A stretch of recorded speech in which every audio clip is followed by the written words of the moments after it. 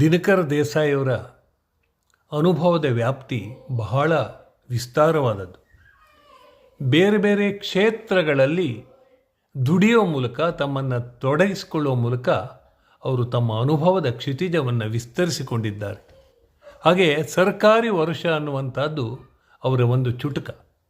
ಆ ಚುಟುಕದಲ್ಲಿ ಕವಿ ಭಾಳ ಚೆಂದಾಗಿ ಈ ಸರ್ಕಾರಿ ವರ್ಷದ ರೀತಿ ಮತ್ತು ನೀತಿಯನ್ನು ಹೇಳ್ತಾರೆ. ಸರ್ಕಾರಿ ವರ್ಷ ಮುಗಿಯುವ ಅವಧಿ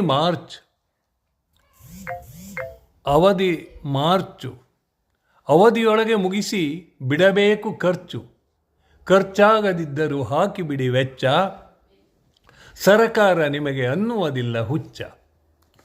ಸಾಮಾನ್ಯವಾಗಿ ಮಾರ್ಚ್ ತಿಂಗಳನ್ನು ಸರ್ಕಾರದ ಇಲಾಖೆಗಳಿಗೆ ಜ್ವರ ಬರುವ ತಿಂಗಳು ಅಂತಲೇ ಕರೀತಾರೆ. ಹೇಗೆ ಇರಲಿ, ಏನೇ ಇರಲಿ, ಅದನ್ನು ಲೆಕ್ಕ ಕೊಟ್ಟು ಮುಗಿಸಬೇಕು. ಮಾರ್ಚ್ 31ಕ್ಕೆ ಲೆಕ್ಕ ಮುಗಿಸ್ಬೇಕು. ಹಾಗಾಗಿ ಅದನ್ನು ಮಾರ್ಚ್ 31ರ ಜ್ವರ ಅಂತಲೇ ಹೇಳ್ತಾರೆ. ಇನ್ಕಮ್, ಆದಾಯ ತೆರಿಗೆ ಇರ್ಬೋದು, ಇನ್ಯಾವುದೋ ನಿಮ್ಮ ಬ್ಯಾಂಕ್ ವ್ಯವಹಾರಗಳಿರ್ಬೋದು, ಅಥವಾ ಯಾವುದೋ ಬಡ್ಡಿ ವ್ಯವಹಾರ ಇರ್ಬೋದು, ಇನ್ಯಾವುದೋ ಎಲ್ಲವನ್ನು ಮಾರ್ಚ್ 31ರ ಒಳಗೆ ಅಪ್ಡೇಟ್ ಮಾಡಬೇಕಾಗತ್ತೆ. ಅದಕ್ಕೇ ದಿನಕರ ದೇಸಾಯಿ ಅಂಥ ಒಂದು ಸರ್ಕಾರಿ ವರ್ಷವನ್ನು ತಮ್ಮ ಚೌಪದಿಯಲ್ಲಿ ವಿಡಂಬನೆ ಮಾಡ್ತಾರೆ. ಸರ್ಕಾರಿ ವರ್ಷ ಮುಗಿಯುವ ಅವಧಿ ಮಾರ್ಚ್ ತಿಂಗಳ 31ಕ್ಕೆ ಅದು ಮುಗೀತದೆ. ಏಪ್ರಿಲ್ 1ರಿಂದ ಮುಂದಿನ ಮಾರ್ಚ್ 31ರವರೆಗೆ ಮುಂದಿನ ವರ್ಷವನ್ನು ಪರಿಗಣಿಸಲಾಗ್ತದೆ.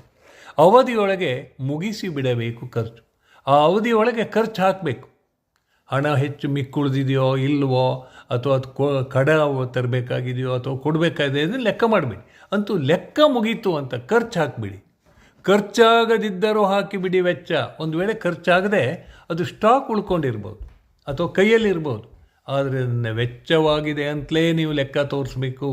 ಇಷ್ಟು ಉಳಿದಿದೆ ಅಂತ ಹೇಳಿದ್ರೆ ಅದು ಯಾಕೆ ಉಳಿಸಿದ್ರಿ, ಏನು ಮಾಡ್ತೀರಿ, ಮುಂದಿನ ವರ್ಷಕ್ಕೆ ಏನು ಮಾಡ್ತೀರಿ. ಹಾಗಾಗಿ ಅಲ್ಲಿ ಪ್ರಾಮಾಣಿಕತೆಗೆ ಬೆಲೆ ಇಲ್ಲ. ಸರ್ಕಾರ ನಿಮಗೆ ಅನ್ನುವುದಿಲ್ಲ ಹುಚ್ಚ. ಆ ವೆಚ್ಚವನ್ನು ನೀವು ಮಾರ್ಚ್ 31ರೊಳಗೆ ಮುಗಿಸಿದರೆ ಸರ್ಕಾರ ನಿಮಗೆ ಹುಚ್ಚ ಅನ್ನೋದಿಲ್ಲ.